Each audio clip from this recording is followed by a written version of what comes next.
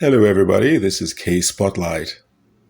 My 2 cents on something that is out in the news right now. And that's about the recent settlement by Shannon Sharpe with a lady who he and the other side have indicated were in a consensual relationship. So it made me think that, so here are two people, just any two people. You're now building a friendship toward a relationship, and you both define how you'd like that relationship to be and what you'd like it to include, from clean to otherwise, right? You know what I'm talking about. And then the relationship progresses: 1 year, 2 year, 3 year, 4 year, 5 year, 10 year relationship. And then it ends, right? In the context of how both of you have built that relationship.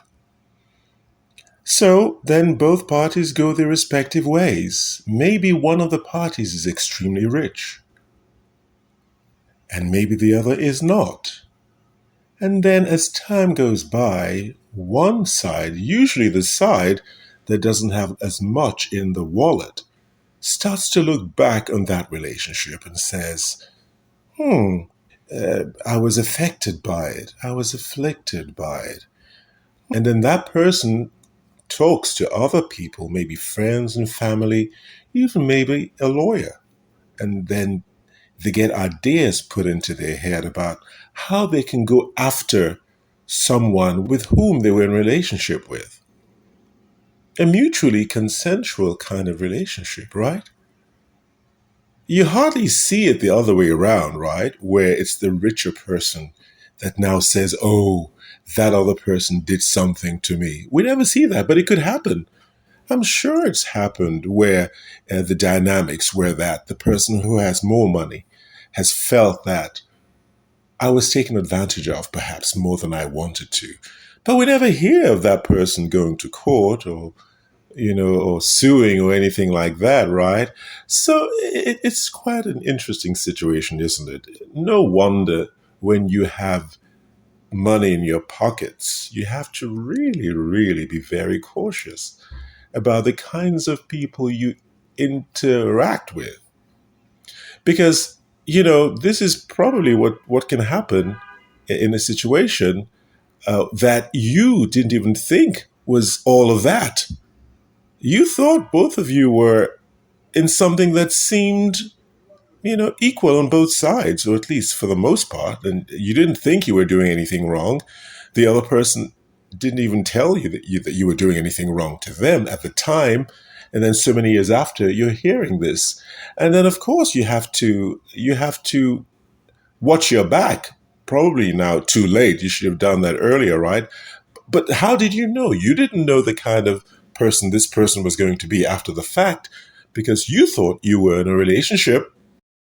You don't even know what relationships you've had in the past can come back to bite you, in the behind many, many years after. So you find a lot of people who have much to lose, they engage with people like themselves. So that, okay, are you going to have one billionaire charging another billionaire for an action that happened in their past? No, probably not, because they're on the same footing. So what does that say? So that says what?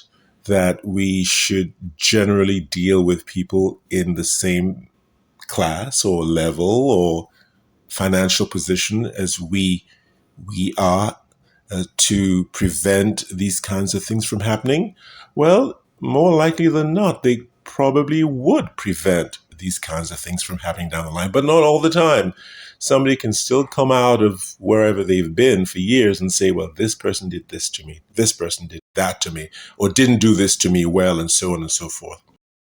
It's just an interesting situation about human behavior that I just wanted to say something about.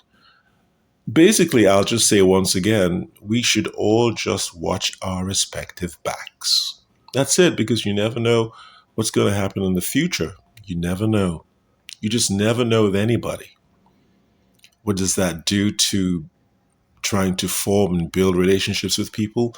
Are we now going to be like police people and watching everything that the person does and watching everything that we do? Maybe we have to do that. But even with that, somebody will still find something to say down the line. Well, thanks for tuning in on my 2 cents. Bye now. Till next time.